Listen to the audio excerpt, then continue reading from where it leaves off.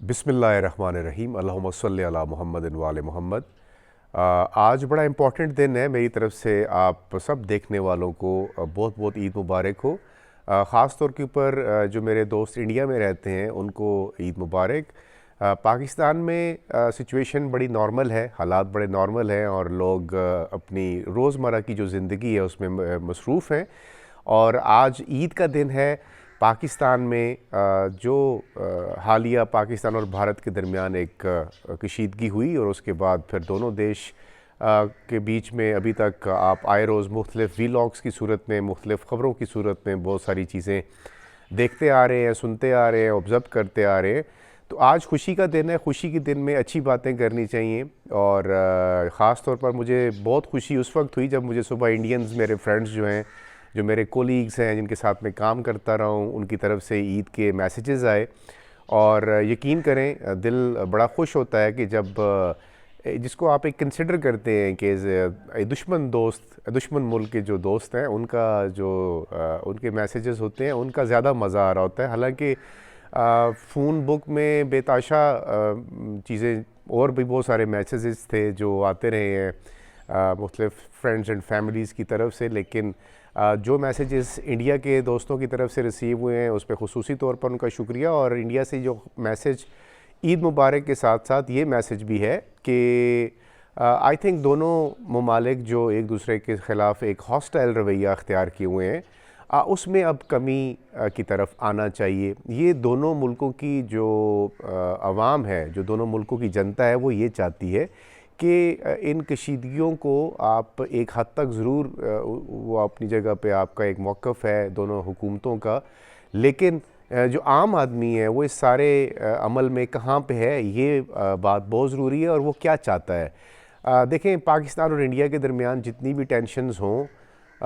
ना तो हमने इंडिया के गाने देखने छोड़े हैं, सुनने छोड़े हैं, ना तो हमने इंडिया की मूवीज़ देखना छोड़ी हैं। तो जो फैक्ट एंड रियलिटी है उसके ऊपर बात ज़रूर करनी चाहिए। और ये एक कल्चर ऐसा है कि इसको आप अगर चाहें भी तो हम शायद एक दूसरे को, दूसरों के कल्चर्स जो हैं उसको नहीं छोड़ सकते। अब ऐसा हरगिज़ नहीं है कि पाकिस्तान और भारत की दोनों हुकूमतों के दरमियान जो इस वक्त महाज़ाराई का सिलसिला अपनी अरूज पर है, उसमें जो आम जनता है, जो आम आवाम है, वो किस हद तक मुतासर हो रही है और किस हद तक वो अपने अपने देशों को लेकर के अपनी अपनी जो उनकी सोच है उसको वो किस तरह डेवलप कर रहे हैं। हमने पिछले वीलॉग्स में बहुत सारी बातें की, दोनों ममालिक किस तरह एक दूसरे के करीब आना चाहते हैं या एक दूसरे के ख़िलाफ़ जो जंगी हिकमत अमली है उसके ऊपर किस तरह काम कर रहे हैं। तो बहुत सारे सवालात हैं। अब आज का दिन अच्छा दिन है, इसमें अच्छी बातें ही सोचनी और करनी चाहिए, लेकिन क्या सवाल ये पैदा होता है कि अब इसके बाद जब जो कुछ हो चुका हुआ है, इसके बाद क्या दोनों मुल्क वापस पीस की तरफ जाएंगे या नहीं? ये बड़ा इम्पॉर्टेंट क्वेश्चन है और हर इंसान जो भी, ख्वाह वो पाकिस्तान के अंदर हो या वो भारत के अंदर हो, ये सवाल जानना चाहता है कि क्या ऐसा मुमकिन है कि दोनों ममालिक के बीच में जो पीस प्रोसेस है वो आगे बढ़ सके। तो उसका सबसे, अगर इस सिचुएशन पे हम बात करते हैं और इसको एनालाइज़ करते हैं तो मेरा ख़्याल है कि अभी जो पोजीशन इस वक्त पाकिस्तान और इंडिया के बीच में है, ये तो बिल्कुल आप समझे कि एक फ़्रेश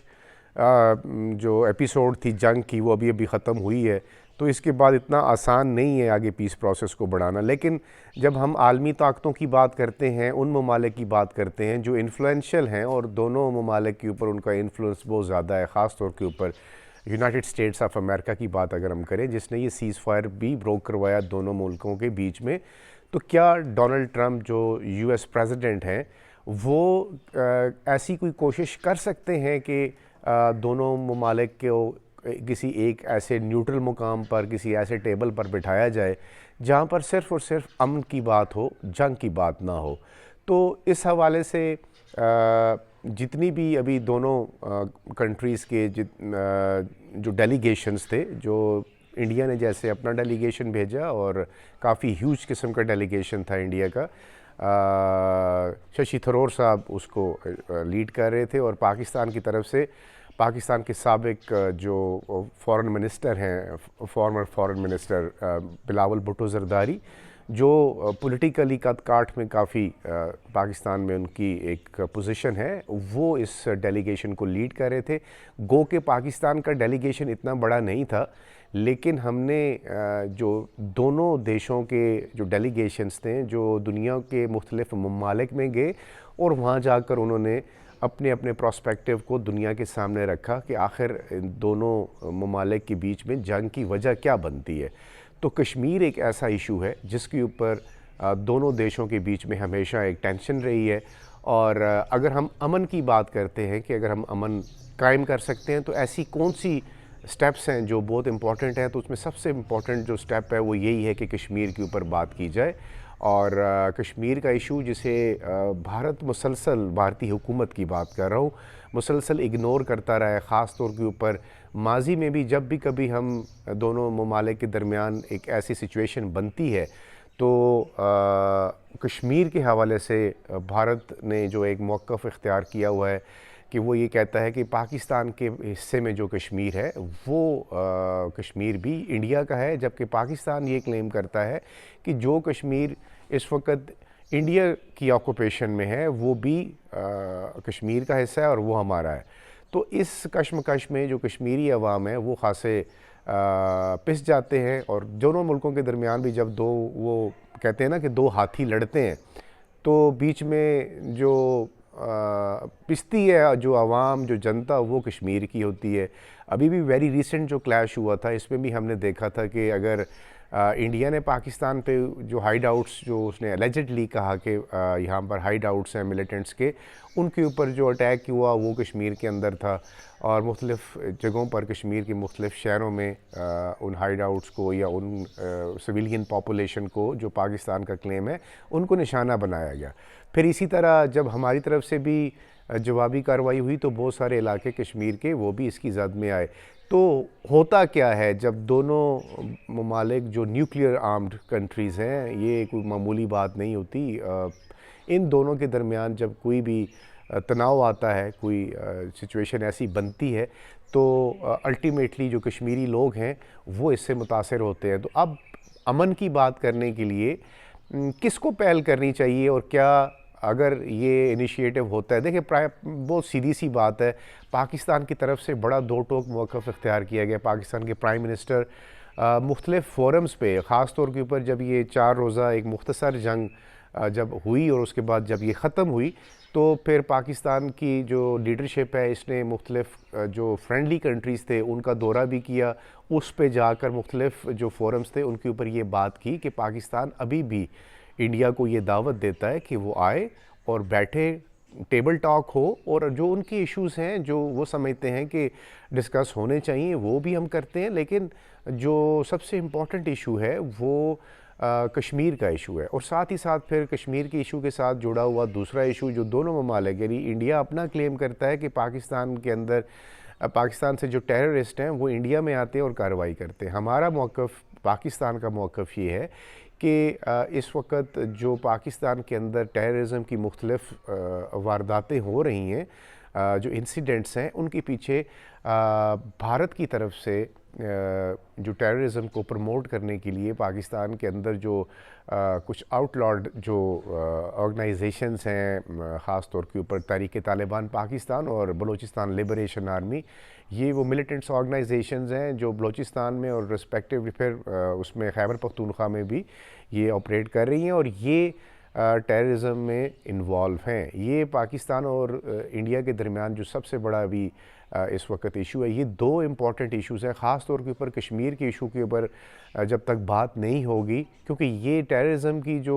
इश्यूज़ हैं वो कश्मीर से ही जुड़े हुए हैं। जब भी कोई इंसिडेंट होता है तो भारत के अंदर ख़ास तौर के ऊपर तो पाकिस्तान के ऊपर इल्ज़ाम लगता है, और पाकिस्तान का भी ये मौक़िफ़ है कि भारत बिला डायरेक्टली नहीं, इनडायरेक्टली जो यहाँ की टेररिस्ट ऑर्गेनाइजेशंस हैं उनको वो सपोर्ट करता है। तो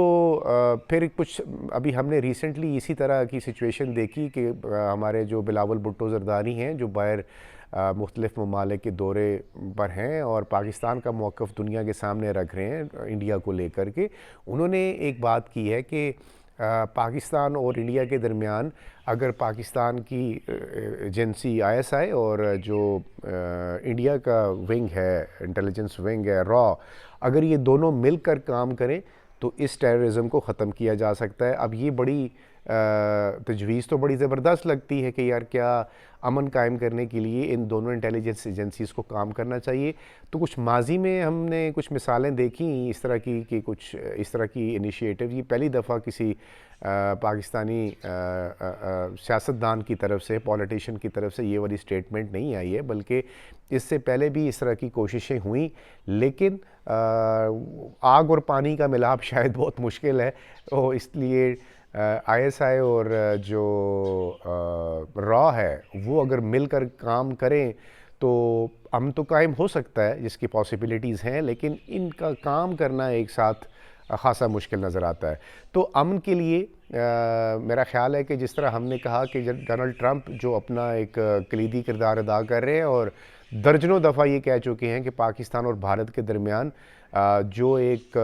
हॉस्टिलिटी थी, जो दोनों मुल्क जो है न्यूक्लियर आर्म्स निकाल के एक दूसरे के ख़िलाफ़ इस्तेमाल करने लगे थे, तो उन्होंने इसमें बड़ा किरदार अदा किया और दोनों मुल्कों को मज़ीद जंग से रोक दिया गया है। तो अब मज़ीद जंग के बाद आगे जो सिचुएशन बनती है वो क्या होगी, आज हम जंग की बात नहीं करेंगे क्योंकि आज अमन का दिन है, प्यार का दिन है, मोहब्बत का दिन है। तो अमन कायम करने के लिए भी डोनाल्ड ट्रंप साहब को ऐसा इकदाम ज़रूर करना चाहिए दोनों ममालिक को, और इस सजेशन को मेरा ख़्याल से इंडिया की तरफ से भी वेलकम करना चाहिए। देखिए इंडिया के लोग भी बहुत शऊर वाले लोग हैं, वो कभी भी जंग के हक़ में वो भी नहीं है, लेकिन जब हॉस्टिलिटी दोनों हुकूमतें बनाती हैं तो फिर ज़ाहिर है जो वतन से मोहब्बत है वो हमारे यहाँ भी बहुत ज़्यादा है, और फिर इसी तरह सेम गोज़ फॉर इंडिया, और वहाँ पे भी लोग अपने देश से, अपने वतन से बहुत मोहब्बत करते हैं। और ज़ाहिर है रियासतों की लड़ाई में अवाम कहाँ खड़ी होती है, जनता कहाँ खड़ी होती है, ये ज़रूर देखना चाहिए। आज का वीलॉग सिर्फ इसी हवाले से मैंने सोचा करें कि ताकि अमन का दिन है और आज कम से कम एक अच्छा पैगाम जाना चाहिए। तो दोनों ममालिक के जो जनता है उनको भी अपने अपने एंड पे कोशिश करनी चाहिए और आवाज़ बुलंद करनी चाहिए ताकि अमन कायम हो सके। अमन होगा तो दोनों ममालिक के लिए बेहतर होगा। जंग किसी भी सिचुएशन का हल नहीं होती। इंडिया को भी ये समझना चाहिए कि अल्टीमेटली जब आप अमन की बात करते हैं तो फिर किसी न किसी जगह पे आप जंगों के ज़रिए नहीं बल्कि बैठकर बात करनी चाहिए। और जो कुछ पहलगाम के अंदर हुआ वो किसी भी तरह से एक ऐसी हरकत थी, एक ऐसी बात थी जो कंडेमेबल है, जो आम इंसानी जानों का ज़िया हुआ है। उसमें से आम लोग जो हैं वो मारे गए हैं और उनकी जो डेथ्स हैं उनके ऊपर पाकिस्तान के अंदर कोई सेलिब्रेशंस नहीं है। और यकीनन उन ख़ानदानों के साथ हमदर्दी है जिनका ये नुकसान हुआ है। लेकिन जो हुकूमतें हैं उनको भी इस लेवल पे आकर सोचना चाहिए कि दोनों जो कंट्रीज़ हैं इनके जो लोग हैं वो एक दूसरे से काफ़ी क्लोज़ हैं, एक दूसरे से मोहब्बत भी करते हैं, एक दूसरे के साथ जुड़े हुए भी हैं। और ये जंगें, ये जो हॉस्टिलिटी है, शायद ये कभी भी उनके बीच में एक जो खला है, जो एक दूरी है, उसको कभी ज़्यादा नहीं हो सकती। और आफ्टर ऑल जो हमारी कल्चरल वैल्यूज़ हैं, जो हमारी हिस्ट्री है, अगर हम उसके ऊपर बात करते हैं तो डेफिनेटली ये एंड पर बातचीत के ऊपर ही ख़त्म होती है। हमेशा हर मसले का हल जो है वो बातचीत के ज़रिए होता है। तो मुझे उम्मीद है कि दोनों ममालिक की जो अथॉरिटीज़ हैं वो इसके ऊपर ज़रूर गौर करें और जंगी कैफियत को ख़त्म करके एक अमन की तरफ बढ़ना चाहिए और बैठकर बातचीत के ज़रिए अपने मसाइल को हल करने की कोशिश करनी चाहिए।